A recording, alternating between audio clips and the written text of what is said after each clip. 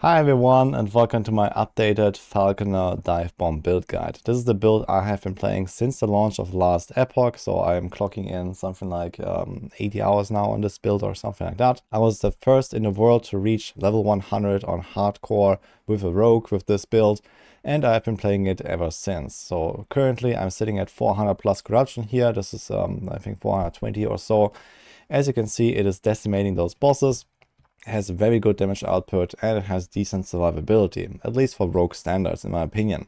So I want to go through the setup. I have an updated planner for you, I have a filter for you as well, and I will show you what it's all about, because I've been tweaking the setup quite a bit, and there are also certain variations that you can go for. I also want to mention there is a macro guide for this build. It's called the Dive Bomb Falconer. I was actually not aware of this until lately. But there is a setup very similar to this if you prefer a written guide, but it's not written by me. It's made by one of the Maxwell boys. So I will also link that in the description in case you're looking for some more info. But overall, Falconer is extremely powerful. I'm not exactly sure how this build compares to other Falconer builds, but I can say that, well, it feels extremely strong, it feels extremely fun. It is really fast in those monoliths as well. You can actually tweak this to go even faster. As you can see here right now, this is actually not super quick, but this is also 400 corruption on hardcore, so I'm playing it a bit safe. In general, yeah, you can speed this up a lot by just, for example, stacking a bit more movement, stacking a bit more cooldown, recovery speed, and you can just fly through those echoes and complete them sometimes in like 10 seconds, 20 seconds or something like that. So you can level up really fast with this. You have insane boss damage depending on how exactly you tweak it, and I will show you what to do. So this is the current character that I have made so far. I'm going to show you my gear real quick. The one important item you want to try to find in this setup is the Talons of Valor. This is like the falconry bow. It gives you extra ranks to falconry, dive bomb, and also aerial sword, which doesn't matter too much, but the first two are pretty good. And I can also, for example, here I made this legendary I have found this with free LP. In case you're wondering, you cannot directly target farm this item from a boss. You have to use Rune of Ascendance, so try to pick up bows and use your runes a lot. This is exactly what I've done. I got lucky, I got a free LP one, but even 1 or 2 LP is totally acceptable, and it's gonna be a very, very strong weapon. Before that, there are other bows you can get. Most importantly, this build tries to scale crit chance, crit multi, minion damage, bow damage, bow physical damage, and also a lot of mana regeneration. So those are the offensive prefixes you're generally looking for. So I have a filter here as well that I also just updated, where all of this stuff is shown and highlighted and stuff, so you can find it in the description. And well, the rest of the gear is basically just like stack defenses on the suffixes side. So you see here a lot of like health and resistances everywhere, so that's kind of like what we're going for. You can also go for stuff like the cooldown recovery speed, as I mentioned. For example, on the belt, this is a roll. You can also have a glove base that has cooldown recovery speed. There are opal rings that have cooldown recovery speed. So if you don't want to push it that high, but want to go real fast and zoomy, you can do that. But overall, this build has a lot of damage, so you don't need to like overly invest into like offensive items all that much. And it's basically just like, okay, you stack a bunch of the prefixes that do something. I forgot to mention dexterity. It's also really powerful on this setup, because the Falcon really hyperscales with dexterity. And yeah, this is basically the build here. So I have this random legendary ring here. It's not anything special, but it does have the chill, which is really nice, and 3 cold resistance, but otherwise it's just a good base, and it was 4 LP. This is my first 4 LP item I've ever found. So I just threw my existing ring on this thing, but any normal ring will do here. And for the amulet, I have Aurora's Time Glass. So this is probably mostly a hardcore choice, but I found this to be something that really calms my mind when I'm blasting in 400 corruption. So I included this in the setup. I was lucky and found this with 1 LP. It's a pretty rare item, but even without LP, I would use that. So otherwise, if you're not playing hardcore, I guess you can replace this with another amulet, but it's very nice. So so far it has actually not triggered, so that's kind of cool. But yeah, it's a very good defensive tool.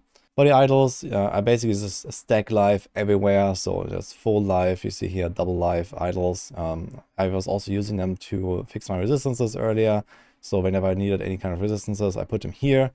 Ideally, I want to get these large idols that have double life, but I've literally never found a single one of them, so I kind of doubt they exist at this point. So yeah, apparently they do exist, but maybe not. And yeah, the rest is just life resistances here. And for the blessings, it's also mostly to kind of like fix the holes in the defenses. So you have the crit avoidance. I have the lightning rest somewhere.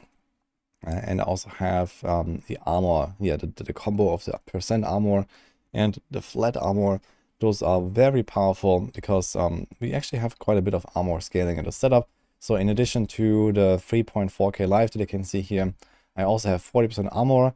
And that also goes up to like almost 50% in combat. And I also have 57% endurance right now. So I have like a big endurance roll here, and this thing also gives us endurance. And yeah, my effective life pool is, yeah, like 4.5k or something like that, which is pretty high, I think.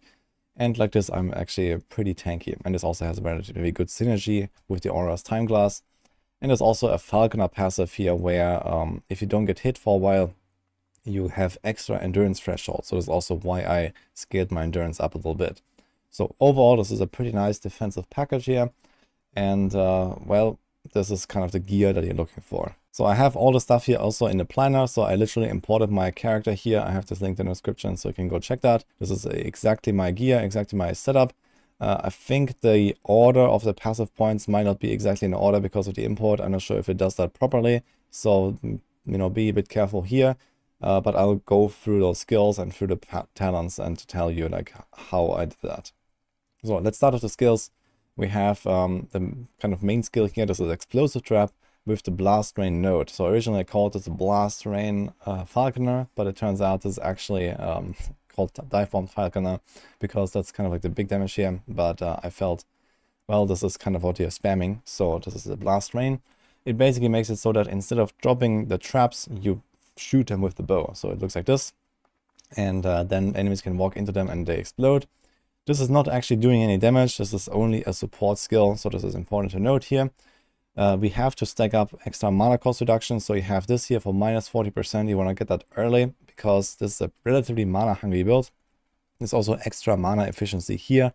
So the mana cost actually does go quite down once you have unlocked these nodes here. And you're kind of chilling then. But there are also nodes that make it cost more, which is up here. So this is Trap Sprinkler and the Automated Bombardment in particular. So this allows you to get more explosions out of every single one of those. So basically shoot more of these traps out whenever they explode. And you want to get as many explosions as possible because there's a sky signal node down here that buffs your pet. So for every explosion, you get plus 3% physical pen on your pet. And you can get like 20-30 stacks of this when you just start shooting, like, you know, spam it. So this is why you want to get as many traps as possible. But again, this is relatively mana hungry. So especially early on, you might want to take it a bit easy and especially not take this node here with the extra mana cost. And then it's going to be much better. But once you have really good mana regeneration, you can take this and then you have even more procs here. And you also get the dust shards. So people ask me why I'm not taking the instant explosions. This is this here. So you can make it so that they instantly trigger. But I take the smoke traps instead. And smoke traps gives you dust shards, which are a very powerful defensive tool. Gives you a chance to get glancing blows and bring a bit of extra dodge or something. So this is really good. And you have to choose one or the other. The thing is that with Impact Trigger, it's probably more of a softcore choice. But you can actually use this as a reset tool for one of your Falcon abilities as well. Because these explosive traps, when they're on the ground, they don't actually work. I think it is somewhere here. I think this one does not work with the Blast Rain node. So unless you take the Impact Trigger. Something like that. But overall, I found the dust shards to just be very impactful. Yeah, so this is the explosive trap tree. There's just like, you know, last points. You can just throw them in there in like extra area. I have this as well where they choose out more traps. So there's like tons of explosions going on. We also have this here, Free Lofting Bird for cooldown recovery. So yeah, staking up a bit of mana regeneration helps a lot with spamming this. But generally, I mostly just like walk through the maps and then I use my dive bomb here. I use my Falcon strikes there. I shoot once, I shoot another time. And kind of similar on the boss, I do the smoke bomb. I shoot, I use the dive bomb, I shoot again.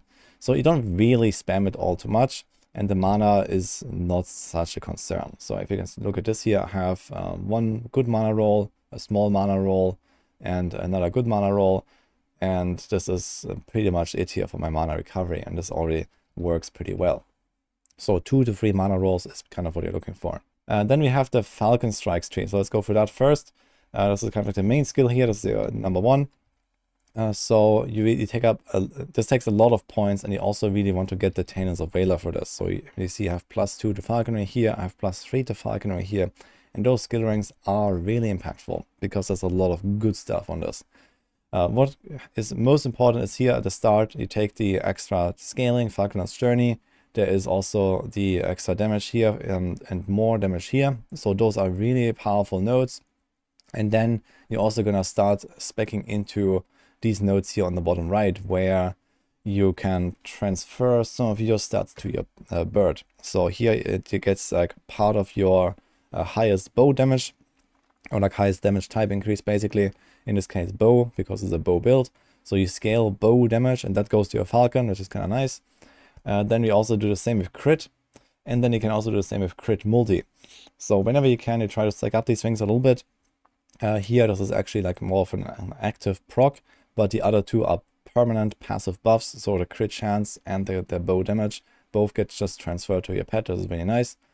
I took 2 points here on the extra Falcon Strikes. It just like hits more stuff basically all the time. And then you have lots of health and mana recovery here from Hunter Spoils. That is nice. And then you go to the left here.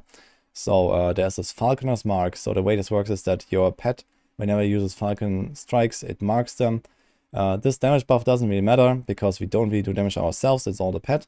But it matters for Avian Arsenal. So you can consume those marks and then also transfer your flat like added bow damage to your pet. So this is really powerful. So you go 1 point here, you do 1 or 2 points here, and then you do whatever you can in here. And well, at this point you're gonna run out of skill points. So you see here this is level 25. So I think I had 2 points in Avian Arsenal, and I did not have anything in those 2 here. So this is nice for cutting bosses in particular. And this is also relatively nice just for like extra damage from the Falcon Strikes, but they're not really necessary. So I'll leave those 2 out, maybe take 1 out here, and then you have a nice setup. Let's talk about the Dive Bomb. So this is your other main skill basically. So you basically just like, do like this massive AoE nuke, and together with the Smoke Bomb you can do like insane bursts because of the Shadow Falcons. So you see this here, it actually explodes like 7 times because of those shadows. And this is the Shadow Falcon stuff here on the bottom. I actually used this very, very late. I was doing almost all of the progression without the Shadow Falcons, but it turns out, at least for like the really high corruption levels, like 400 plus, it is really nice to just like decimate those bosses, and you just really shortcut those boss fights. But before that, it wasn't really necessary, so you don't really have to deal with this if you don't go really high, but it does help against especially boss fights. So the way this works is that you want to first stack up the reduced delay, and you also want to get the cooldown reduction here. So every time you use a bow attack, it reduces the cooldown. This is really nice. So try to get those things kind of early. There is also Rush of the Hunt. Unfortunately, this does not work, or maybe just the first point works. So I was actually running with 4 points here until someone told me that this is untrue, and I tested it, and that's actually correct. So 1 point only, otherwise you would take more here. Devastating Dive, just extra damage. It does increase the cooldown, but it's not such a big deal because we reduce the cooldown here. So this kind of goes together here, and they have like a lot more damage. I really like the extra area here. It just gives you like more clear. So especially early on in the echoes, you just do a dive bomb, the entire screen explodes basically.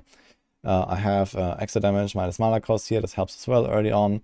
And then we have the mana gain on rare or boss hit, and also reduce your traversal skills cooldowns. If you want to go zoom a bit more, you can put more points in this here because of the traversal skill cooldown recovery. So you can just like, fly around basically with aerial assault. But later on I felt this was not that necessary anymore. And as I mentioned, at this point I spec'd into the Shadow Falcons. So here you want to put exactly 3 points in this because you can have only exactly 3 shadows from your smoke bomb. You see here 1, 2, 3, and then when you cast the dive bomb, it will explode again with those Shadow Falcons. Then there's this node here where you also get Industrial out, which is kind of nice. And then you have this one, which is big, where they dive again. So you get 2 explosions per shadow. So this is why you get 7 in total. They do a bit less damage than normal, but it is an insane nuke. So you just need a bit of timing. And the thing is also, you see here, this is still the same smoke bomb. It kind of like lasts forever if you do this because of this node here. So every time there is one explosion going off from the Falcon, your smoke bomb gets plus 40% of its original duration. So you do this like with one smoke bomb and boom, it lasts like 30 seconds. And you can basically just like perpetuate your smoke bombs. You can even have multiple smoke bombs up. And you can actually stand in them and get a bunch of buffs from them as well because they actually overlap. So this is actually pretty wild. And especially on the longer boss fights, or even sometimes you can just like, shoot a smoke bomb into the boss room already, wait like a few seconds and do like, one extension of the duration. And then you just walk in and engage the boss. And then you already have this thing ready and, boom, basically. So this is pretty powerful here with this node. Yeah, but if you don't have 24 skill ranks, you probably have to leave out a few points. You can probably leave out Rapid Pursuit, or you reduce, some of the cooldown, you reduce some of the damage here. This is probably what you would go for, or just not play the Shadow Falcons until later at least. Because as I mentioned, the damage is high enough, so you don't really have to go for this all too often. But it is nice, on bosses, on even exiled mages, sometimes on some objectives that are really tanky. So you just throw the smoke bomb and then boom. So speaking about the smoke bomb here, this is this tree. Again, if you don't play Shadow Falcons, you won't need those shadows here. So I actually had some other stuff spec'd first. This is only the combination with the Shadow Falcons. But for example, earlier on I had more points here in Armor Shred, which was kind of nice. And some other things here, like more Dust Shroud frequency, for example, you can pick up. But in general, this is just like a support skill. Most importantly, we get the Armor Shred here. I don't really have any other source of Armor Shred. I would like to get maybe like one roll somewhere with Armor Shred, but it's okay. It's only really important on the bosses. So we just do this here. And we also have the guaranteed dodge from the Moonlight Bomb. So you get a Silver Shroud, which gives you a 100% chance to dodge the next attack. It's very powerful defensively. You cleanse the ailments, so you can use that to, remove poison and whatever. It's pretty nice. And otherwise, yeah, there's a bit of slow. We have this thing up here, so you can shoot it instead of throw it under us. You see, the smoke bombs are still going, by the way. So it's pretty wild. So this allows us to shoot it at a distance, basically, this node. And yeah, as I said, early on I didn't run the shadows, but later on with the Shadow Falcons, you want to pick up Umbral Assault here. And lastly, we have Aerial Assault. So this is our movement skill here. People ask me always about Shift versus Aerial Assault. Well, Shift does feel pretty good, but Aerial Assault is just better, basically. It just goes really far, especially like, when you go diagonal, you can fly over the entire screen, basically. It goes really far. I don't think it has that max range, actually. So wherever you can click, you fly. So this is kind of one of the strengths. And it also has tons of extra utility. So you can get healing. In fact, I converted to ward because you can also heal with potions in case you drop a lot of health. But you can just do the healing here if you want without this ward thing. It gives you mana recovery. It gives you cooldown recovery. It gives you the frailty stacks when you arrive. It kills stuff where you arrive, even like at least the small stuff. And also it has here the extra cooldown recovery as well when you hit stuff or when you do kill stuff. And you also have this damage buff thing here. So after using Aerial Assault, if you or your pet crit or even just hit stuff with this node, you get this Aerial Prowess buff that increases the damage of your next ability. So we stack this stuff up here, and then sometimes you get a bit of extra damage. So this is the Aerial Assault tree. It's just like a really powerful tool, and depending on how you time this and where you aim, you can actually use this as a clearing skill as well. So you can kind of like jump into a pack, get rid of a pack, then use the Falcon Strikes in the next pack, you use the Dive Bomb in the next pack, and you jump in again. And like this, you kind of just like 1, 2, 3 your way through the entire map. So this is pretty effective. Now, one thing to note here is that this setup doesn't really come online until a bit into early endgame, I'd say. So I would not really recommend to directly go for this build at level 1, but instead maybe around level 50 or so would be a good time to swap, because there are some of those nodes that you kind of want to stack up.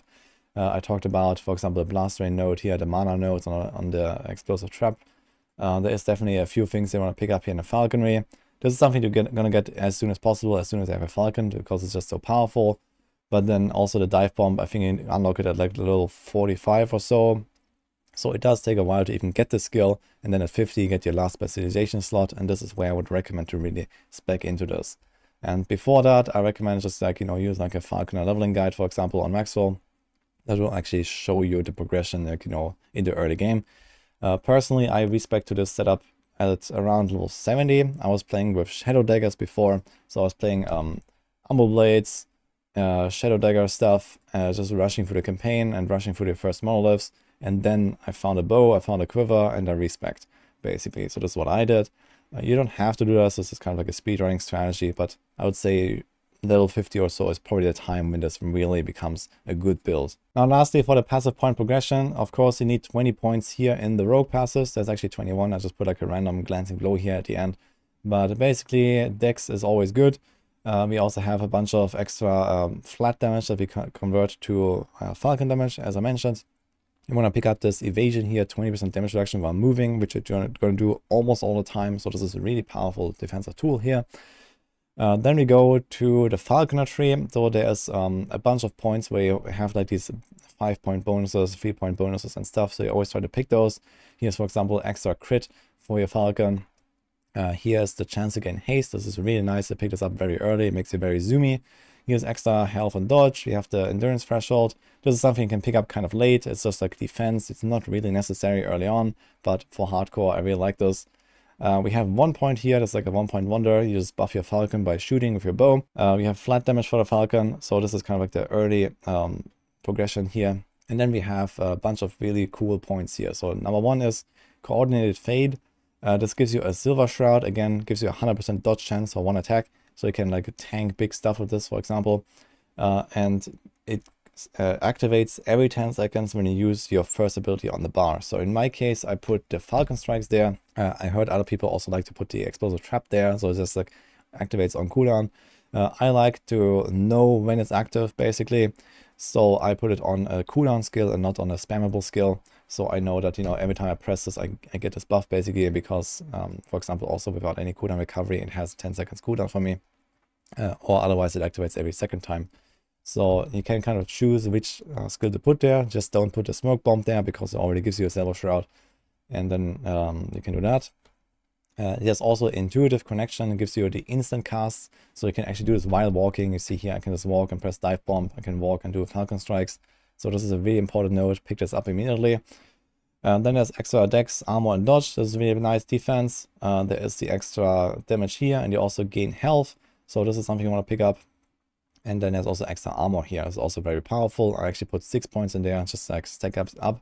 But you don't need all this defense very early on. So this is something where you can put more points later if you want.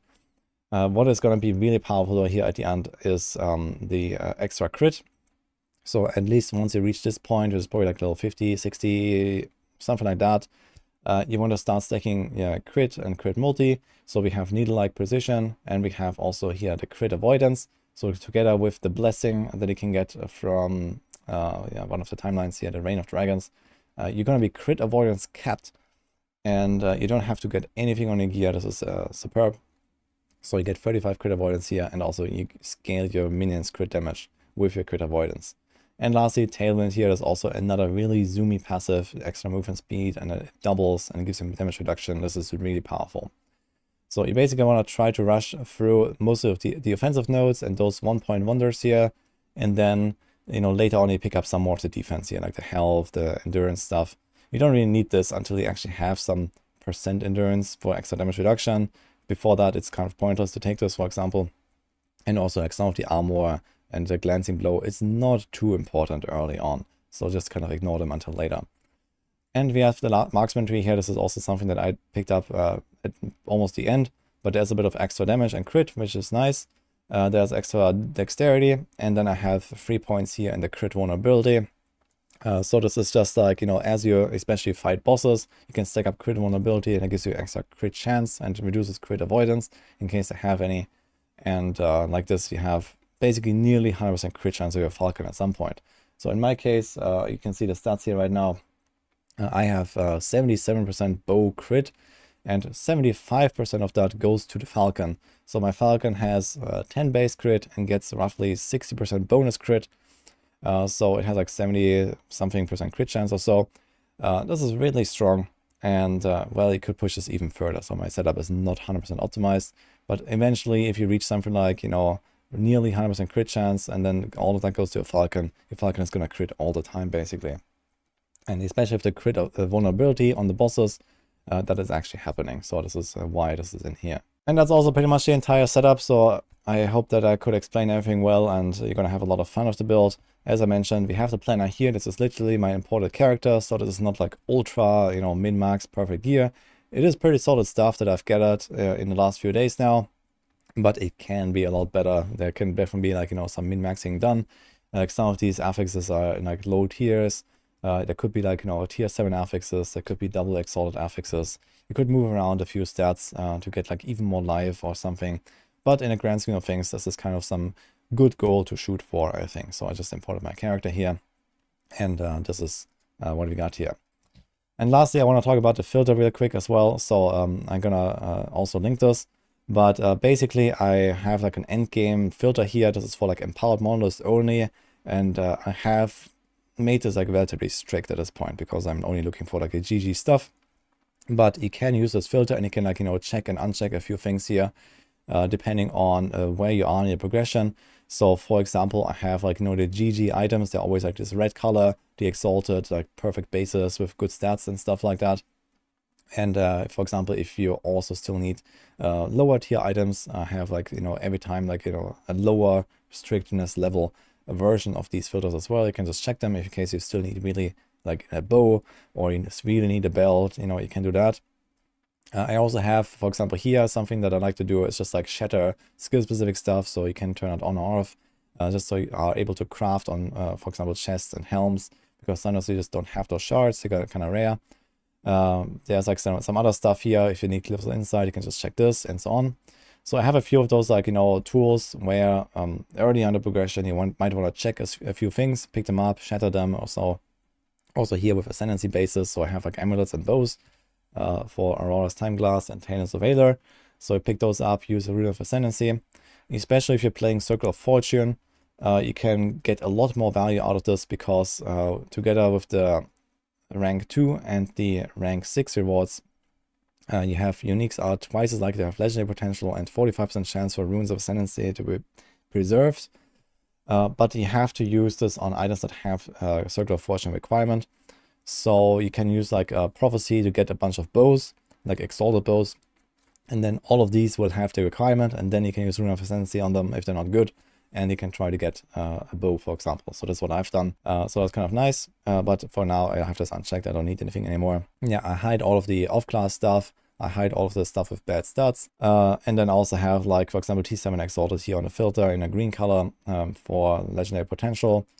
You could make this more strict. It shows like all of the T7s, but if that annoys you, it doesn't really show up too often anyway. And there's also other stuff here. You can like show mid-game exalted items if you're lower level, for example, double exalted. I have idols with good, with 1 good stat, idols with 2 good stats. So early on, you might want to check this as well. And yeah, this is basically it. And maybe very early in progression, so it's not shown now, but here I have also like just rares with like 3 good stats of like basically anything this build could need. I have basically everything selected there. And early on, if you feel like you really need like a lot of upgrades, you can also do this, but it will kind of spam you with loot later. So be careful here. But yeah, this is the filter that goes with this build. So this is like optimized around all of the stats that this build needs. And like this, you can actually go and find exactly those items here. And that also wraps up this build guide here. So I hope you enjoyed this. I wish you good luck with Last Epoch in case you're playing this build. And yeah, just let me know like how you like it. Let me know like if you have any tweaks, any upgrades or any other ideas for the setup. But I'm very happy with the results so far. I'm going to be trying to push this to at least over 500 corruption. And I want to try to do all of the dungeons on tier 4, which I have not attempted so far. But I think that's quite doable. And I also want to try to push the arena probably until I rip with this character. So that's going to be the target for me. And then at some point I'm going to reroll when this character rips. So that's kind of the plan for now. But I hope you enjoyed this video here. Good luck, and I'll see you guys next time.